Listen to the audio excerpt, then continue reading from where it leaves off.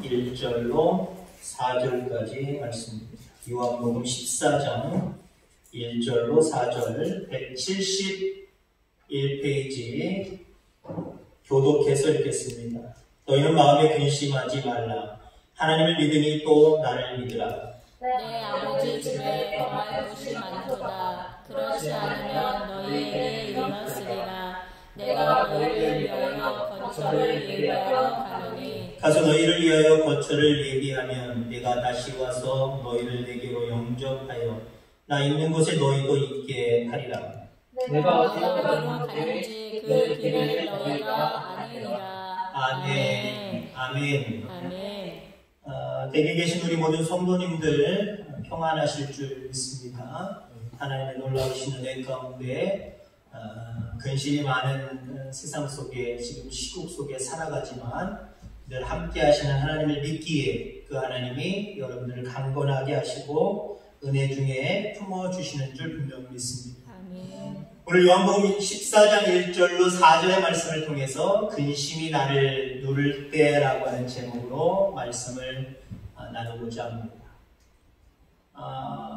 죄송한 표현이지만 여자들이 모이면 말들이 참 많죠. 어느 모임에 여자들이 잔뜩 모였습니다. 그 모임 속에 한 여자가 유독이 소리를 높여서 자기 남편에 대해서 이야기를 합니다. 우리 남편은 늘 때놓지 않냐고 늘 붙이고 다닌다. 뛰면은 또 묻고 뛰면은 또 묻고 늘 묻어있다. 도대체 저 여자가 저렇게 소리를 언성을 높여가면서 저렇게 자기 남편에 대해서 험담을 하는 건지 자랑을 하는 건지 알 수 없는 어느 부인이 도대체 당신 남편에게서 뗄래야 뗄 수 없고 계속 붙어있는 것이 도대체 무엇이냐? 라고 질문을 합니다. 그때 그 여인은 자랑스럽게 잘생김이라고 이야기합니다. 잘생김. 그렇죠. 뭐 색안경 끼고 말해보니까 자기 남편이 다 잘생겼다고 표현들을 합니다. 근데 공적으로 놓고 바라보면 아무리 사랑스러운 자기 남편 또는 자기 아내가 잘생겼고 예쁘다고 할지라도 다른 사람들 눈에는 아니다라고 표현하는 사람들이 많이 있을 겁니다. 그러니까 어떻게 보면은 제3자가 바라보는 평가는 아니죠. 자기 스스로 평가하는 모습 속에 잘생겼다 하고 이쁘다라고 하고 그것을 떼놓지 못하고 늘 붙이고 살아간다라고 이야기할 겁니다. 때로는 같은 여자 같은 남자라고 할지라도 내 남편은 잘생김을 붙이고 다녀 내 아내는 예쁨을 붙이고 다녀 라고 한다고 할지라도 늘 그런가요? 어떤 날은 잘생기면 지불보가 잘생겨 이쁘긴 뭐가 이렇게 이뻐 하나차게 이뻐 자기 스스로도 띄었다 붙였다 합니다. 자, 그런데 오늘 이야기하려고 하는 이것은 대부분의 많은 사람들이 매일같이 떼지 못하고 뗀다고 할지라도 또 붙어서 계속해서 우리 속에 붙어있는 것이 있다라고 볼 수가 있습니다. 그것이 무엇이냐면 근심입니다. 근심은 내가 하고 싶어서 하는 것도 아니고 하기 싫어서 안 하는 것도 아니고 늘 붙어옵니다. 붙어와서 떼어지지도 잘 않아요. 때로 어떤 사람들은 떼는 경우들도 있습니다. 믿음 있는 사람들은 믿음으로 떼어내야 됩니다. 근데 떼어낸다고 해서 금방 또 괜찮은 것이 아니라 다른 근심들이 또 나에게 붙어와요. 떨어뜨리려고 해도 떨어지지 않고 계속해서 그 근심이 우리의 삶 가운데 계속해서 붙어 나오는 모습들을 우리가 바라보게 된다는 거죠. 복음서에서 보면은 예수님이 근심에 대해서 2번 이야기를 하십니다. 마태복음 6장 산상수훈에서 말씀을 하시는데 뭐라고 말씀을 하시냐면 무엇을 먹을까? 무엇을 입을까? 무엇을 마실까? 염려하지 말라. 근심하지 말라. 내일 일은 내일 염려할 것이요 한 날의 괴로움은 그날에 족하리라. 무엇을 먹을까? 입을까? 마실까? 염려하지 마라. 다른 말로 말하면 근심하지 말라. 복음서에서 첫 번째 예수님이 말씀하셨고요.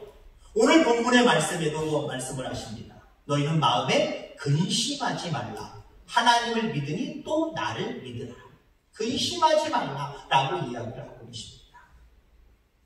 자, 2번밖에 말씀 안 하시는데, 복음서에서 예수님이 근심에 대해서 2번밖에 말씀을 안 하시는데, 근심에 대해서 단호하게 말씀하고 계시다는 거죠.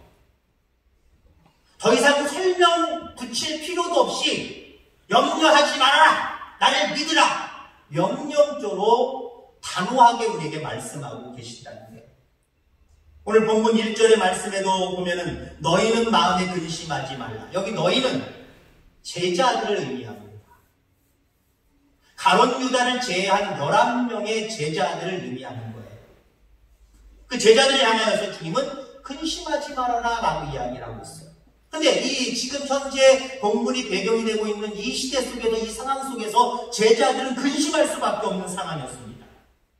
잠을 잘 수가 없어요.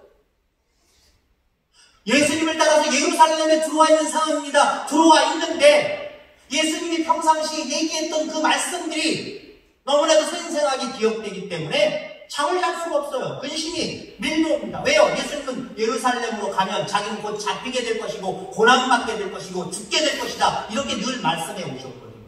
바로 그 예루살렘에 제자들이 예수님과 더불어 좀 들어와 있어요. 그러니 여러분들, 제자들의 마음속에 예수님이 근심하지 말라 라고 이야기한다고 할지라도 근심이 안 됩니까? 우리의 어른들이 우리에게 이야기를 하죠. 뭘 가지고 근심해? 근심하지 마.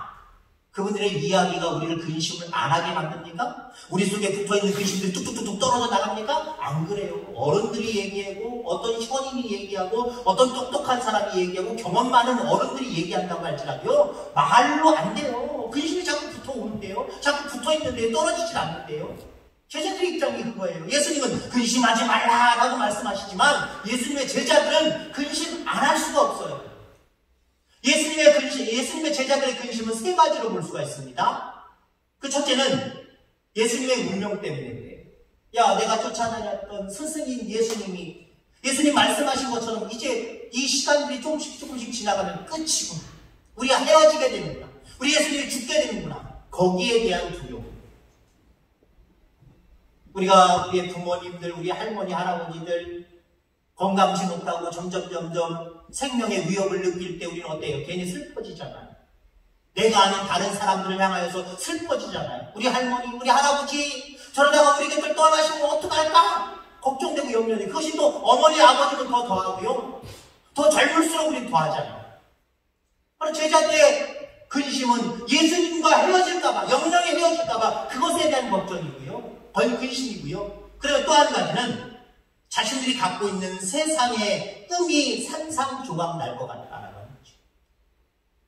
자기들 예수님 쫓아다닐 때 다 버렸어요. 다른 모든 것들 다 그냥 포기해버렸어요. 예수님 쫓는 곳에 올인해버렸단 말이에요. 근데 그 예수님이 고난받고 죽으신대요. 자기는 예수님 때문에 한마디로 인생을 걸었는데 자기들의 인생의 꿈이 산산조각 날 거 아니에요. 그러니 근심하지 않을 수가 없습니다. 근심할 수밖에 없고요. 또 한 가지는 일단 자기들의 미래는커녕 바로 코앞에 자기들의 신변의 안전 때문에 지금 두려워하고 있어요. 예수님이 잡히시면 그를 따랐던 우리들은 어떻게 될 것인가. 그러니까 베드로도 나 저 사람 몰라, 예수님 모른다니까 맹세하고 저주할 정도로 예수님을 부인했잖아요. 그게 당연히 인간으로 가질 수 있는 근심에 대한 결과물들입니다. 예수님의 제자들은 그랬어요. 자, 그런 예수님의 제자들, 예수님이 바라보실 때, 아유, 저것들 한심하다니까. 내가 근심하지 말라 그랬잖아요. 근데 내 근심하니 호되게 욕만 하시지 않았어요. 혼만 내시지 않았어요. 우리 예수님은요, 그들이 근심하는 것을 다 이해하셨어요. 그래서 너희는 마음에 근심하지 말라, 나직지 말씀하시면서 타이르십니다. 여러분, 그렇습니다. 오늘도 예수님을 믿노라 하면서도 우리 속에 근심을 붙이고 떼지 못하고 계속 근심거리 속에 살아가는 우리들을 예수님은 이해 못하시는 게 아니에요. 이해하고 계세요. 그래, 이 힘든 세상 근심할 수밖에 없지. 더욱이 이런 코로나19를 통해서 지금 모든 세계가 다 어지럽고 힘들고 근심 덩어리에 살고 있는 이 시대 속에서 근심 안 할 사람들이 어디 있어요? 그리스도인들도 사실 근심한단 말이에요. 그걸 우리 하나님, 우리 주님은 뭐라고 욕하시지 않아요. 다 이해하십니다. 이해하시고 우리의 아픔을 싸매주십니다. 그렇기 때문에 우리는 근심 속에서도 주님을 의지하고 붙들어야 된다라고 하는 거죠. 자, 그래서 근심하는 제자들을 향해서 예수님은 치유하실 목적으로 두 가지 처방전을 내리십니다. 우리가 아프면 우선 병원에 가지요. 처방전을 가지고 약국에 가면 그 약을 약사들이 내줍니다. 그리고 그 약을 먹으면 우리는 또 깨끗하게 낫는 모습들을 경험합니다.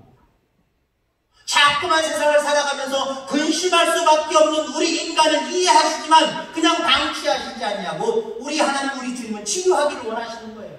그래서 우리에게 처방전을 내리십니다. 그 처방전이 뭐냐면 크게 간단하게 얘기하면 믿음과 소망입니다. 믿음을 가져라, 소망을 가져라, 이 두 가지로 처방하신다는 거예요. 이거 좀 구체적으로 다시 펴서 설명을 드리고자 합니다. 첫 번째, 우리 예수님의 처방전, 근심 가운데 내가 눌려있을 때 우리 주님이 우리에게 주신 처방전 첫 번째는 바로 나를 믿으라는 거예요. 1절 말씀에 분명하게 있잖아요. 하나님을 믿으니 또 나를 믿으라 라고 이야기합니다. 여기 나를 믿으라고 하는 표현은 예수님을 믿으라고 하는 표현으로는 부족해요. 예수님을 하나님으로 믿으라라고 하는 표현이 더 정확합니다. 예수님을 예수님으로 믿어라?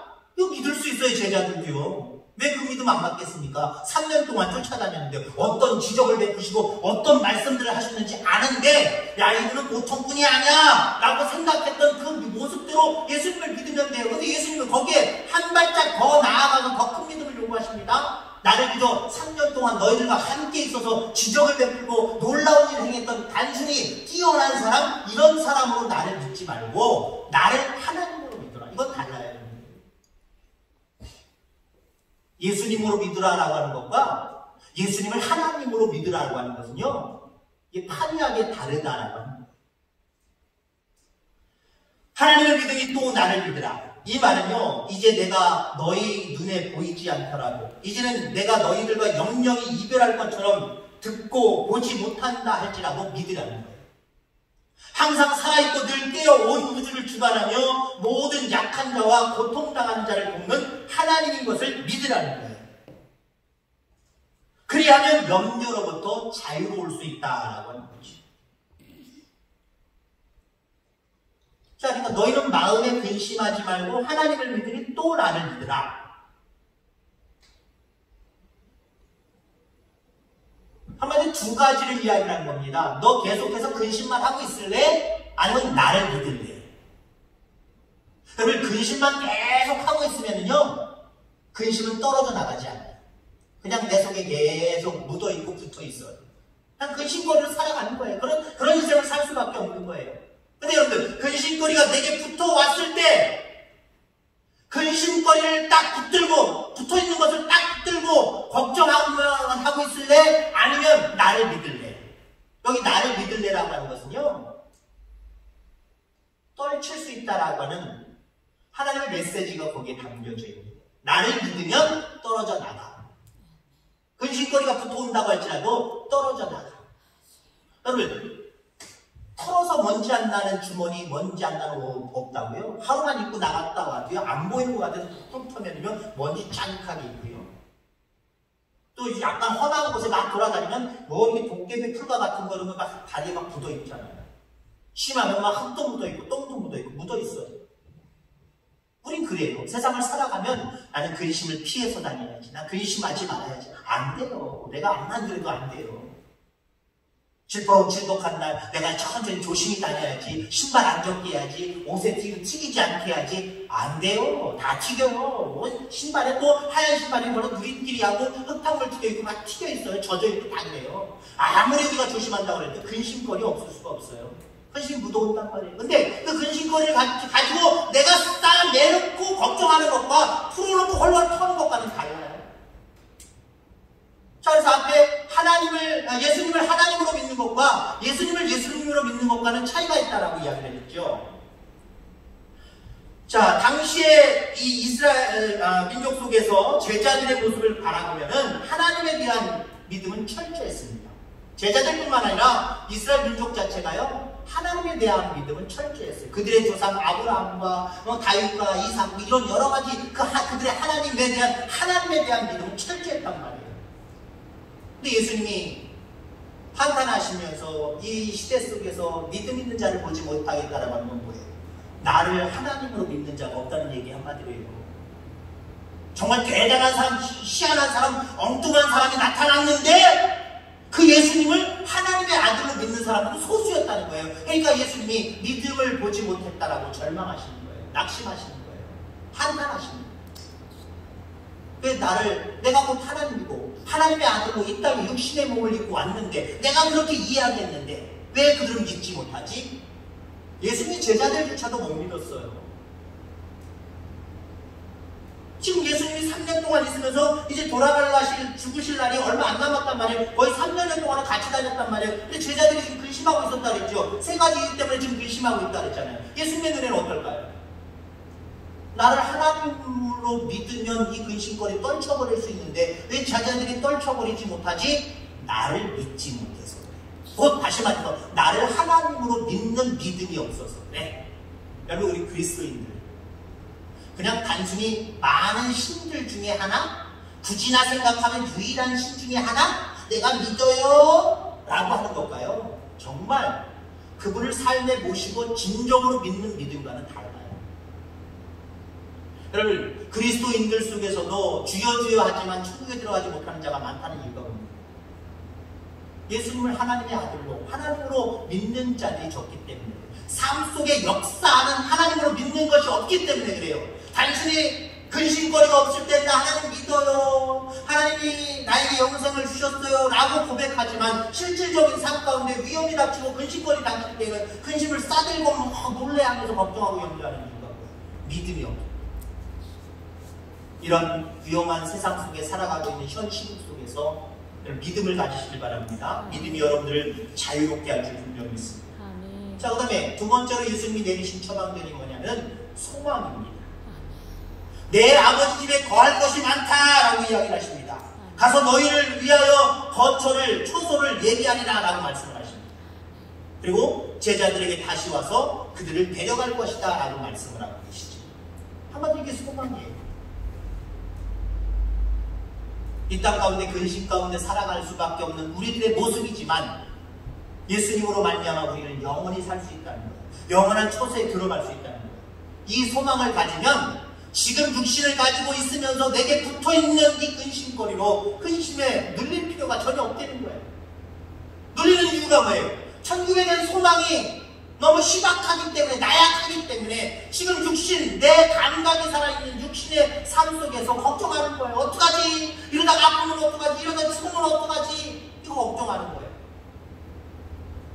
물론 걸리면 안 되고 아프면 안 되겠지만 걸려야 되고 세상을 주관하시고 생명을 주관하시는 우리 하나님이 치유하시면 되는 거지 라고 하는 믿음을 가지면 우리는 그 속에서 자유로울 줄 분명히 기억하기를 바랍니다. 고린도후서 6장 10절에 보니까 바울이 고백합니다. 근심하는 자 같으나 항상 기뻐하고. 이게 그리스도인들의 모습이에요. 근심하는 것 같으나 항상 기뻐하고. 다른 말로 얘기하면 근심거리를 우리 그리스도인들이 벗어날 수는 없고 똑같이 근심거리 속에 살아갈 수밖에 없지만 우리는 기뻐할 수 있는 비결을 알고 있다는 거예요. 이게 중요한 거예요. 예수 믿는다고 해서 근심거리가 막는 게 아니에요. 염려, 근심, 걱정거들이 이들이 쑥 물러가는 거 아니에요. 똑같이 노출되어 있어요. 근데 그 속에서 기쁨을 누립니다. 소망이 있으면 기쁨이 있는 거예요. 소망이 있으면. 소망이 없는 사람은 기쁘지 않아요. 배를 타고, 지금은 비행기겠지만 배를 타고 가는데 그 가는 목적지가 내가 가보지 못한 다른 사람들이 가본 사람들이 야 거기 너무 좋아 한번 가봐 라고 하는 여행지라고 생각해보세요. 가면서 때로는 멀미할 수도 있고 가면서 조금 지루하다라고 하는 생각을 가질 수 있고 가면서 기분 나쁘게 하는 주변에 사람들도 있어서 짜증날 때도 있지만 금방 풀려버리는 거예요. 왜요? 여행길이니까. 조금만 참으면 희한한 광경을 바라볼 수 있으니까. 근데 배를 타고 가는데 그 목적지가 유배지라고 한번 생각해보세요. 내가 거기서 언제 나올지도 모르는 유배지에 가서 그냥 거기서 영원토록 죽을 때까지 살아야 된다라고 생각해 보세요. 가는 과정서부터, 배 타고 가는 과정서부터 인생 다 사는 것처럼 모든 근심 다 짊어지고 걱정하고 염려하고 스트레스 다 받고 살아요. 여러분, 우리가 향하는 인생의 배는 그 목적지가 소망의 항구, 영원한 생명의 나라입니다. 그렇다고 한다면 이 땅에 살아가면서 사람들이 툭 쳐서 나를 짜증나게 할지라도 그 사람 때문에 싸우고 다투고 분쟁할 필요 없어요. 웃으면서 아유 그럴 수도 있지요 하고 넘어가는 거예요. 그 근심거리 속에서도, 염려거리 속에서 우리는 기뻐할 수 있는 비결을 가지고 살아가는 거예요. 주님만 믿으면, 장차 오실 주님에 대한 소망만 가지면 내 마음속에 나도 모르게 기쁨이 생겨요. 근심에 반대되는 개념의 기쁨의 모습들이 우리 속에 솟아나게 됩니다. 기쁨은 다른 곳에 있지 않아요. 근심을 극복해낼 때, 근심을 떨어낼 때 그 자리에 기쁨의 열매가 맺혀지게 됩니다. 지금 현재 여러 가지 세상을 어지럽게 하는 일들로 인하여서 우리는 근심할 수밖에 없지만, 이럴 때일수록 하나님을 믿는 믿음이 여러분들에게 더욱더 새로워지길 바랍니다. 그리고 영원한 생명의 나라에 대한 소망이 여러분들에게 새롭고 더 간절하게 되심으로 말미암아 오히려 근심 속에 기쁨을 가지고 기쁨을 누리는 우리 귀한 성도님들 되기를 주의 이름으로 축원합니다. 하나님 아버지 감사합니다. 오늘도 귀한 날 허락